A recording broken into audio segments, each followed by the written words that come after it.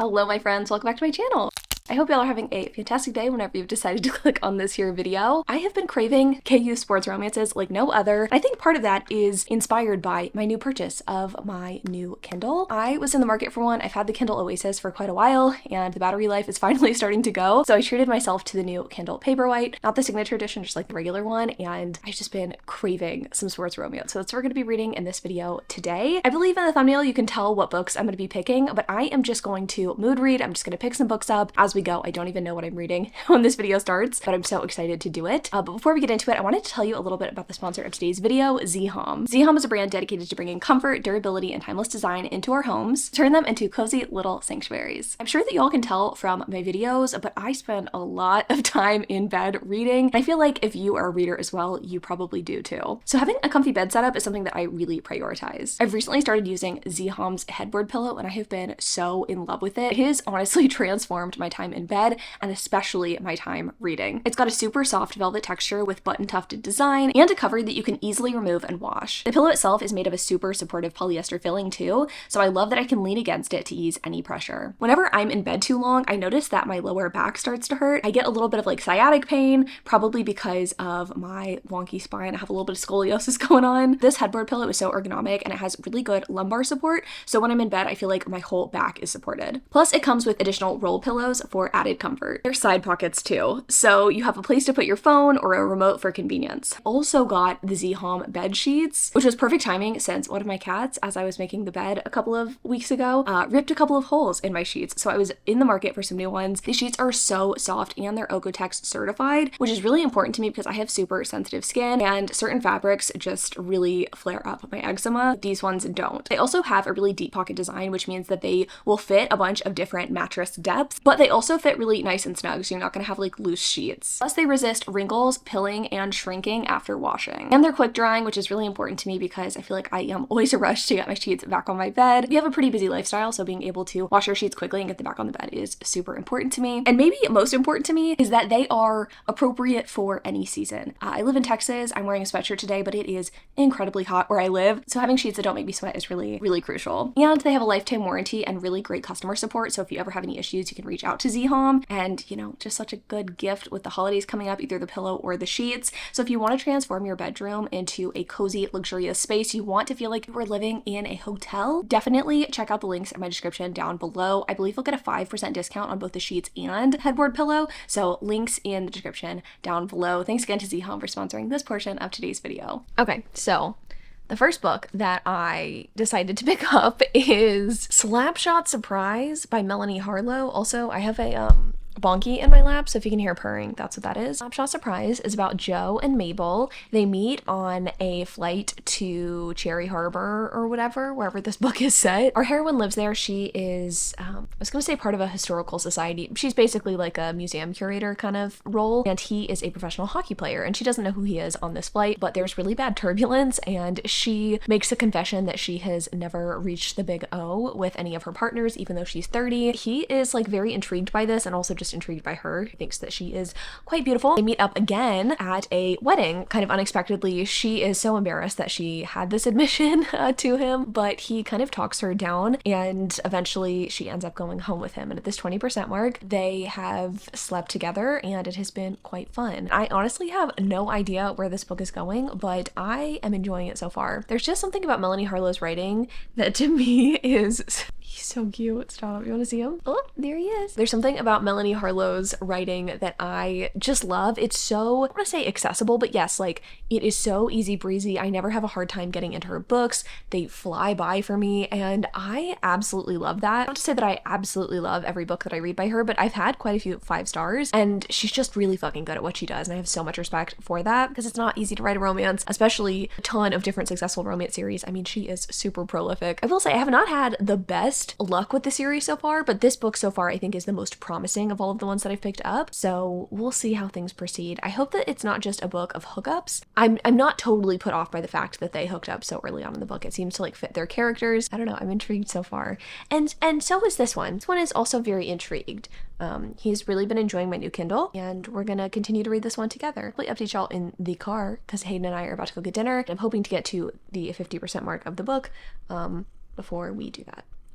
All right, hello friends. I didn't lie to you. I am in the car, and I did have dinner. I had Chipotle and had Panda Express, and I am 50% into Slapshot Surprise, and I'm stupid because I did not read the synopsis of this book before picking it up, and I don't know how I missed that this is a surprise pregnancy novel. So, I mean, I guess technically the surprise could be anything, but like when you really think about it, I think we all kind of probably could have guessed. So, I think it's always kind of a surprise, you know? Pregnancy? Yeah. Is it? Ours wasn't. I mean, it still was kind of like Like, it didn't whether or not it didn't blindside us, but like you're still like, oh, I wonder if it worked, and then it's like, oh, surprise, you know? Okay, fair enough. Well, with this one, oh, and I should mention, well, I'm sure it's obvious, not presently pregnant. That was a while ago. Anyway, this one, it's interesting. I made the mistake. Well, I was putting this on my currently reading shelf on Goodreads. I had forgotten to do it before starting. I noticed some of the reviews were saying that this man is the worst and that this book is terrible and that you didn't like it. A lot of you did like it. A lot of you also didn't like it. And so I was really curious as to why. And I think I've nailed down why. And it's because this man is reasonable and a normal person. And here's the deal. I love romance. I'll always ride hard for it. And sometimes I like unrealistic shit. But this man reacts totally rationally to being told that his one-night stand is now pregnant. He doesn't do that thing that I think happens sometimes in romance novels like this, where he like denies paternity or like freaks the fuck out. He's obviously surprised, but he's like totally rational about it. Also, our heroine's really rational about it. She's like, no, I don't expect anything from you necessarily. I just like wanted to be upfront about this, unless, you know, like in case you wanted to be active in your kid's life kind of thing. And he was like, yeah, absolutely. I want to make sure that you're taken care of financially, and so is my kid. I also want to make sure that I'm there for the kid. They both kind of agree that they're not going to try to like get married or enter into a romantic relationship. And he shows up to the first ultrasound, even though he lives out of state. Like, I think he's a pretty solid guy. Like, I don't understand why people are upset with him. I will say, I'll be curious where things go from here. Yeah. Because obviously it has to develop into a romance, but it's seeming like just a very standard story. Like, I think that from this point on, they're going to continue to collaborate before the baby is born, and then they're going to get to know each other more over the course of the story. What do you mean by collaborate? Communicate, like, get together for okay, things, okay. Well, I didn't know if, like, you know, maybe they've got some sort of project going on. Yeah, if they were, like, both, like, musical artists or something. I mean, they did collaborate to create a kid, but no, I just mean, like, you know, maybe, like she's a rapper and he's gonna do a feature. They're putting together the nursery together, things like that. I don't know. So I think that the relationship's gonna build in a very normal way. I'm so sorry that that's upsetting to people, but like, I'm really not upset about him. I think he's fine. There was another surprise pregnancy book in the series, and that was different because it was like childhood friends to enemies to we're going to be parents, and so that, like, there was more baked in there, and they were going to enter into a relationship pretty immediately after finding out she was pregnant. This one, like, it would be fucking weird if he was like, let's get married, I'm obsessed with you, just because she's pregnant, you know? Like, I wouldn't want a guy to be with me just because I'm pregnant with this baby. I feel like it's fine. Like, I feel like it's fine. It's fine. I don't love it, but it's fine. And I'm reading it so quickly that I'm like, live, laugh, love, you know? My new Kindle and me are having such a great time with it. That's where I'm at. I'm gonna go home and finish it, and maybe you'll come back and be like, wow, I was so wrong, all of you were right. That is also a possibility. That has happened before, and I'm not too proud to admit when I'm wrong. But in between now and then, I think I'm gonna get a sweet treat. All right, I'm in like the messiest possible background. My washer dryer is going downstairs and they're so fucking loud. So, I have so much to talk to y'all about. And first of all, I just want to say, I love this thing. It's not that I haven't had a Kindle this whole time, but I just don't feel like I have found the perfect Kindle for me. And I mean, there's a reason that everybody loves a Paperwhite, right? This new one though, she's fast, she's snappy. I'm getting through books so quickly. I love her. Okay, and I love my sticker. And anyway, let's talk about Slapshot Surprise, shall we? I don't want to say like I totally agree with a Goodreads review saying the man is trash, but I think that the problem lies in Melanie Harlow's writing, which is something I didn't think I'd ever say because I really like Melanie Harlow's writing. I think she does a really good job at crafting books that are easy to read, fun to read, and normally like pretty good in the smut department. Like there's sex scenes, but they're not over the top in terms of having too many, but they're always fun and they progress the story forward, I feel. The problem with this one, and the problem I think with her writing, is that she doesn't go very deep typically. That's fine. I don't need every romance I pick up to be this like deeply emotional, heartfelt story, but when you have a surprise pregnancy in a romance, I think you're gonna have to do a little bit more work to get me to believe that these two are well suited not only to raise a child together, but also to be in a romantic relationship. And I understand that this hero had a vision for his life. He really wanted to be, you know, a hockey player. I mean, he is a hockey player in the book. I don't think he was willing to make enough sacrifices to be a parent. And I know, again, he didn't like sign up for this necessarily, but when you're put in this situation and you say you want to be there for the kid, I think you need to make more of an effort to do what you say you're going to. He didn't like let her down, but I just felt like there was too much of this this book where he didn't know what he wanted, and it seemed like a flip switched, and he was like, oh wait, I do love her, and I want to marry her, and I want to be with her forever. I don't feel like there was enough legwork up until that point to make that happen. There weren't enough conversations, there wasn't enough romancing. I mean, both of the characters felt very flat. I think the most egregious part for me was at the end of the book when they finally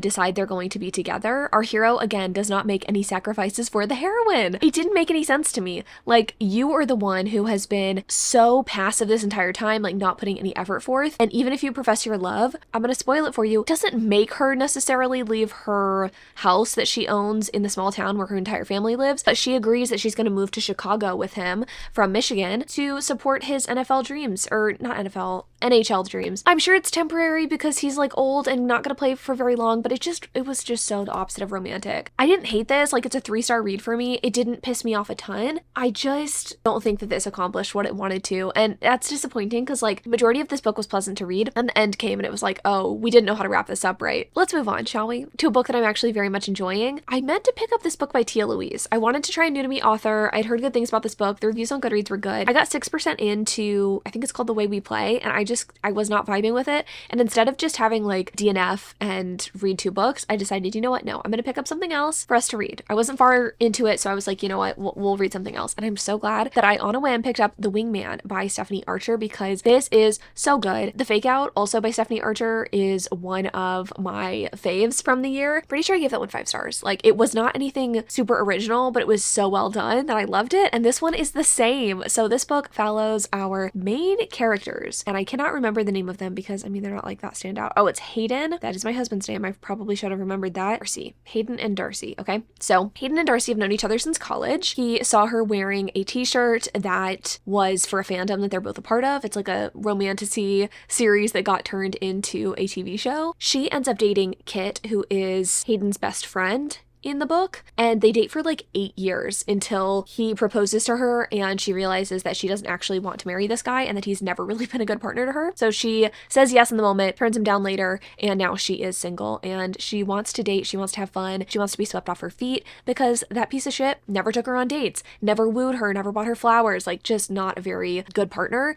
And not only that, but he also kind of like belittled her or didn't really want her to go after the things that she wanted. Like, she has always wanted to have purple hair. He never thought that was a good idea. She wants to wear fun clothes. He never liked the fun clothes she picked out. And so she's finally figuring life out on her own and she wants to have some fun experiences. So she enlists the help of her friend Hayden. Again, Kit's best friend, but also a friend of Darcy. She's living with him, crashing with him after the breakup, and she enlists his help so that he'll be her wingman for dating. And of course, he is into her, and of course gets jealous of the people that are into her and kind of sabotages her, but like in a fun way. And she is starting to develop a crush on him, and it's just a whole lot of fun. Like 20% in, they are about to go on a date on Valentine's Day. He bought her a fuckload of roses and she's dressed up really pretty and he's so complimentary, and I just love it. Like, I love this. It's so delightful. And I don't think that this one is like super intensely deep. I didn't really remember the Fake Out being intensely deep, but when I'm comparing this one to the book that I just read, there's just enough to keep me interested and intrigued, right? We have a heroine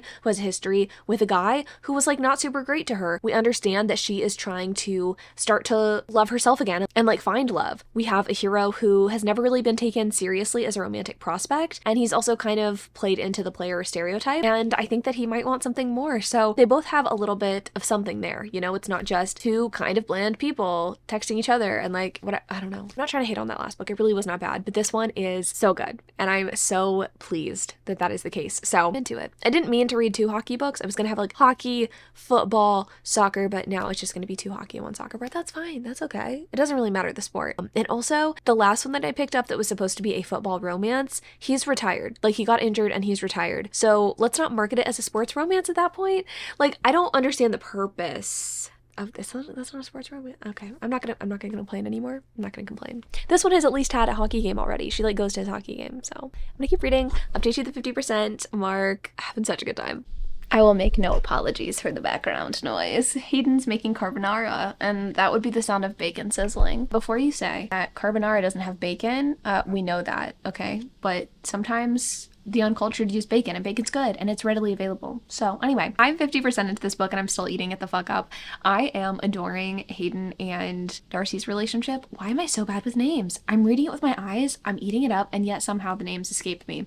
Hayden and Darcy. Different Hayden than the one out there, obviously. I just really adore how they're both kind of like, I don't know, skirting around the issue at hand, which is that they're both into each other. I like that. I like a good will they won't they. Like, this is the perfect use of the miscommunication trope, if you ask me. I like when the miscommunication is like sweet and fun rather than irritating. Like, obviously sometimes you just want people to talk, but I think in these circumstances, like, this is like fun miscommunication. And you could disagree if you just hate all miscommunication ever. Well, I don't know how you've ever been in a relationship before. You might be better than me if you've never miscommunicated in your life, but I like it in this execution for sure. I think it's like really fun. Also liking the way that Hayden is trying to like encourage Darcy to pursue her passions. She is an actuary and she works specifically in insurance. And I think before she had a job liked a lot more, but she ended up getting fired because she messed up, and it had dire consequences for both her and her direct superior, who also got fired at the same time. So she just doesn't want to take chances, and also with that breakup, like, it kind of makes her feel a little bit more insecure about herself and like her own power.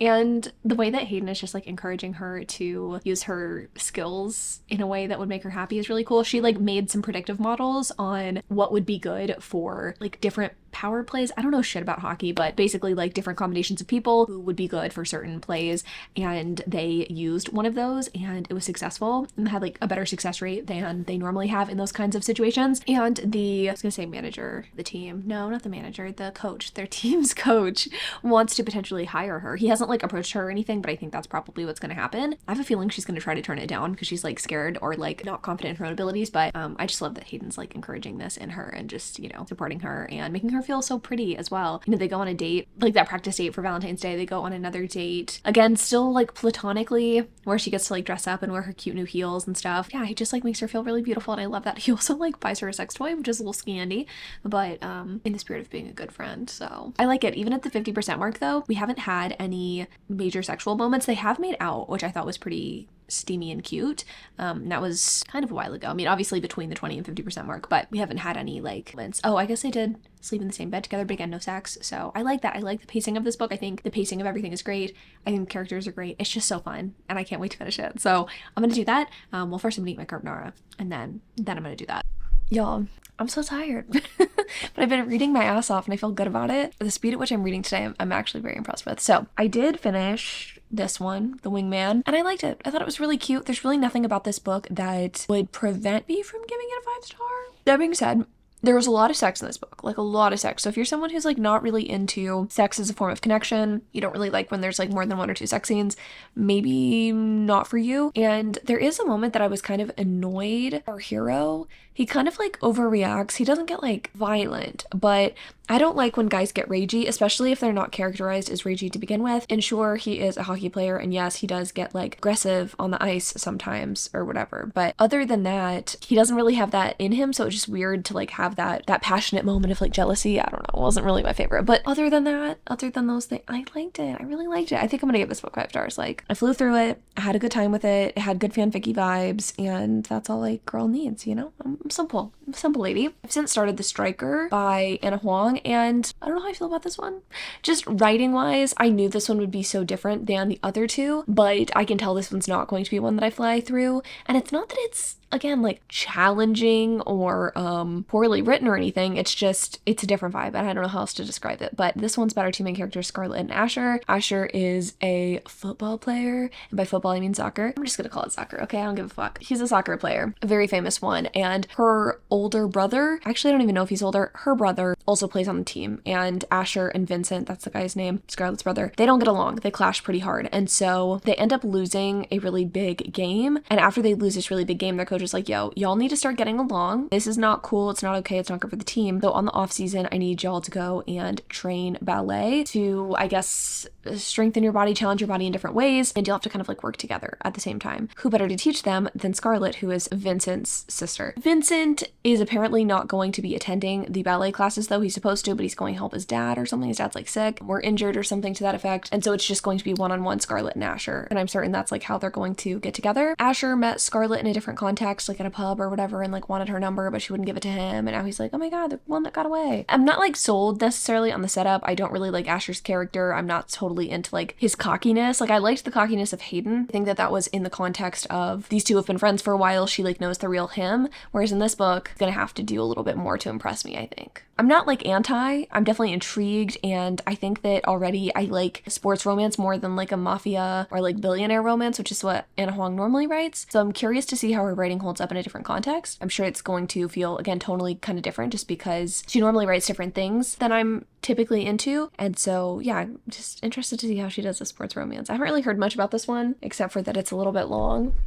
And anyway, me and Pepper are going to get ready for bed and then finish. I'm kind of developing a headache, so we'll see if that ends up happening. But hello friends, happy Tuesday. I just finished my makeup and I also just finished The Striker, and I thought we could talk about it. I wish I could say that I loved this. I did not. I don't know whether or not this book is giving 2 or 3 star material for me, because here's the deal. I can appreciate what Anna Huang tried to do in giving her characters trauma in their past, mental health issues, physical struggles, in the case of our heroine with her injury that like has prevented her from dancing. I like that both characters had growth throughout the story, but I really feel like this book was ultimately way too long for me to enjoy it. And sometimes the page length annoys me. Sometimes I think the page length is an actual detriment to the story. And in this case, I think it was an actual detriment to the story. I really don't think that we needed to spend 500 or 600 pages with these characters, given the kind of story that it was. This was not some like super elaborate fantasy novel. This was not a book that needed as much explanation as was given here. I just think that authors need to rethink their page length sometimes. I just felt overly wordy at times. Like it really could have been cut down a lot, especially compared to something like The Wingman, that I read directly before this one. It's really easy to draw comparisons. That one was a little bit more, I would say, lighthearted, and I understand that Anna Huang was going for a book that I don't want to say was more serious, but definitely had more of a serious tone to it. But that still doesn't mean that the story needs to be quite as long as this one was. And I feel like the third act conflict also was just a little bit, I don't want to say silly, but kind of like there's this moment that happens that I don't know. I don't want to get into the details. I don't want to spoil it if you want to pick this one up. I know this is likely to be a popular book. I think I prefer my sports romances to just be a little bit more upbeat and fun. I mean, y'all saw my excitement when I was talking about The Wingman. Like, that's what I'm looking for pretty much every time I pick up a romance. That's not to say every romance, again, has to have that same tone. It doesn't always have to be like the most upbeat, but that's what I want to feel when I read a romance. And this one kind of felt myself getting bored, honestly, like midway through. So kind of disappointing. I wanted to like this one more than I did. It wasn't bad. I think if you're a fan of some of Anna Huang's more recent books, I think you will enjoy this one, but this is definitely not on the level of her first series. That series, again, I think brought a little bit of like the tropiness and the fun to the equation that a lot of us have been like looking for in romance, and this one was kind of like void of that, which I feel bad saying, but yeah. Also, this is kind of nitpicky, but I don't really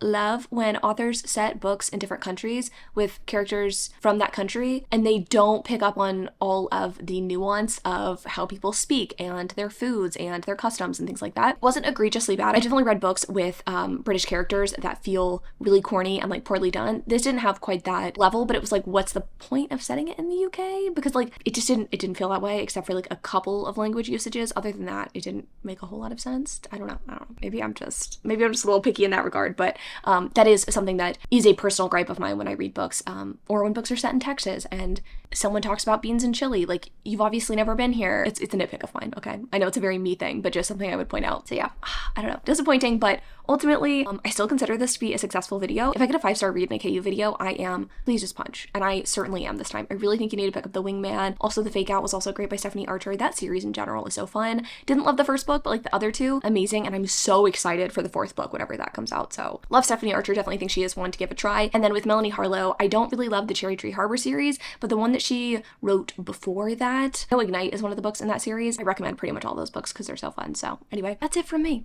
Hopefully you found something fun and new to read, and if not, hopefully you were entertained. Love you all so much. Thanks so much for watching, and I'll see you in the next one. Bye!